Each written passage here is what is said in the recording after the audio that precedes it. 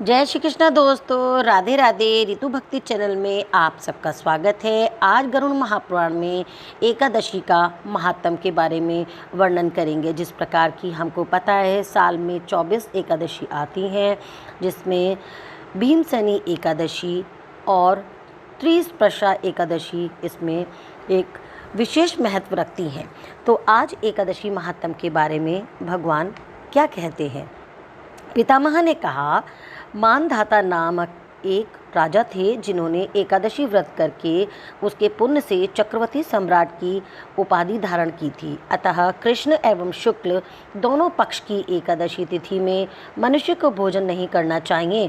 गांधारी ने दशमी विद्या एकादशी का व्रत किया था, जिसके फलस्वरूप उसके 100 पुत्रों का विनाश उसके जीवन काल में ही हो गया था।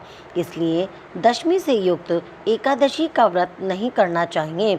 द्वादशी के साथ एकादशी होने पर उस एकादशी में भगवान हरि का सन्निधान रहता है। जिस मास दशमी वेद से युक्त एकादशी होती है, उसमें असुरों का सन्निधान होता है। जब विभिन्न शास्त्रों में कहे गए वाक्यों की बहुलता से अज्ञतावश संदेह बढ़ जाता है, तो उस परिस्थिति में द्वादशी तिथि को व्रत करके त्रयोदशी तिथि में पारणा कर लेनी चाहिए। यदि एकादशी एक कलमात्र भी काल गणना में रहती है, तो द्वादशी युक्त एकादशी तिथि को ये व्रत उपास्य है।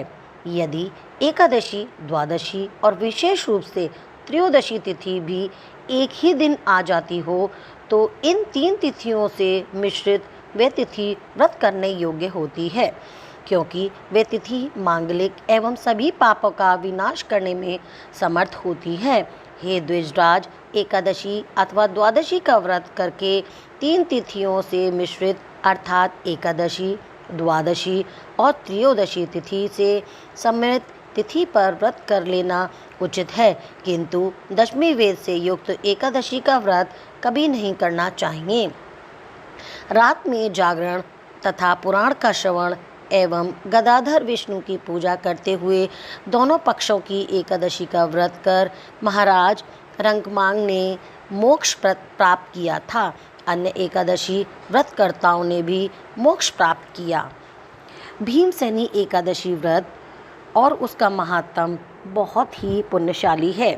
ब्रह्मा जी ने कहा, प्राचीन काल में माघ मास के शुक्ल पक्ष में हस्त नक्षत्र में युक्त एक एकादशी का व्रत भीम ने किया था।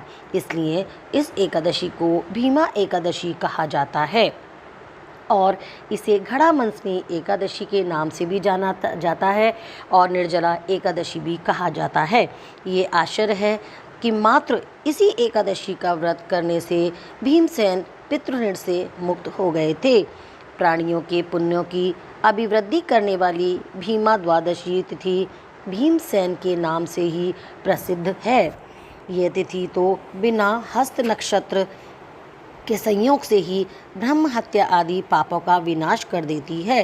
ये द्वादशी तिथि महापापों को तो वैसे ही नष्ट कर देती है, जैसे कुमारगामी राजा से राज्य, कुपुत्र से कुल, दुष्ट पत्नी से पति, अधर्म से धर्म, कुमंत्री से राजा, अज्ञान से ज्ञान, अशौच से शौच, अश्रद्धा से श्राद्ध, असत्य से सत्य, उष्णता से शीतलता, अनाचार से संपत्ति, कहने मात्र से दान, विस्मय करने से तप, अशिक्षा से पुत्र, दूर चली जाने से गौ, क्रोध से शांति, नहीं बढ़ाने से धन, ज्ञान से अविद्या और निष्कामता से फल विनष्ट हो जाते हैं। उसी प्रकार पाप नाश के लिए द्वादशी तिथि शुभ कही गई है। ब्रह्म हत्या, सुरापान, सुवर्ण, चोरी तथा गुरु पत्नी गमन, ये महापातक मनुष्य में यदि एक साथ उत्पन्न हो जाए, तो इनको त्रिपुष्कर तीर्थ भी नष्ट नहीं कर सकते, किंतु ये द्वादशी उस समस्त पाप समूह को नष्ट करने में सक्षम होती है। नैमिष क्षेत्र में कुरुक्षेत्र, प्रभास क्षेत्र, कालिंदी, यमुना, गंगा तथा सभी तीर्थ भी एकादशी के समान नहीं हैं। कोई भी दान, जप, होम या अन्य पुण्य इसके तुल्य नहीं है।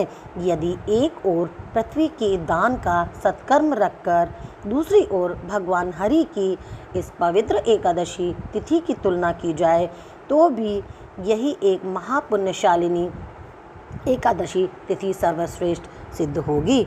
इस व्रत में भगवान वारादेव की स्वर्ण प्रतिमा बनाकर नए ताम्रपात्र में घट के ऊपर स्थापित करना चाहिए।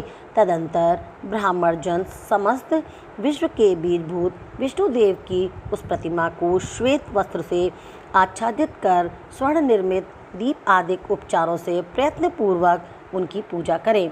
ओम वाराह नमः इस मंत्र से उन विष्णु के चरण कमलों की पूजा कर ओम क्रोडाकृत्य नमः इस मंत्र से उनके कटी प्रदेश का पूजन करें। तदंतर ओम गंभीर घोषाय नमः इस मंत्र से उनकी नाभि की पूजा कर ओम श्री वत्स धारिणे नमः इस मंत्र से उनके वक्ष स्थल का पूजन करें। उसके बाद ओम सहस्त्र शीर्षे नमः इस मंत्र से उन विष्णु भगवान की भुजाओं की पूजा करके भक्त को ओम सर्वेश्वराय नमः इस मंत्र से उन देव के ग्रीवा भाग की पूजा करनी चाहिए। तदंतर व्रती ओम सर्व आत्मनय नमः इस मंत्र से मुक्ति और ओम प्रभावाय नमः इस मंत्र से श्री हरि के ललाट भाग की पूजा कर ओम शतमयूखाय नमः इस मंत्र से उन चक्रधारी हरि की केश राशि की विविध पूजा करनी चाहिए। इस प्रकार भगवान विष्णु के विधि पूर्वक पूजा को समाप्त कर व्रती रात्रि में जागरण करते हुए भगवान श्री हरि के महात्म को प्रतिपादित करने वाली पुराण की कथा का श्रवण करें। तदंतर प्रातःकाल स्वर्ण निर्मित वारा सहित सपरिवार भगवान की उस मूर्ति को अपेक्षा रखने वाले ब्राह्मण को देख करके पारणा करें। इस विधि विधान से व्रत करने से मनुष्य पुनः माता के गर्भ से उत्पन्न होकर स्तन का दूध नहीं पान करता है, अर्थात वे पुनर्जन्म से मुक्त हो जाता है। इस पुण्यशालिनी एकादशी का व्रत करने से प्राणी को पितृ, गुरु एवं देव इन तीनों ऋणों से मुक्ति प्राप्त हो जाती है। यह व्रत सभी व्रतों का आदि स्थान है। इस व्रत को करके मनुष्य अपने समस्त मनोवांछित फलों को प्राप्त करने में सफल रहता है। बोल कृष्ण भगवान की जय। वीडियो देखने के लिए आपका बहुत बहुत धन्यवाद। यहाँ दिख रहे 2 वीडियो पर दबाकर आप और भी मेरे वीडियो देख सकते हैं। जय श्री कृष्णा, राधे राधे।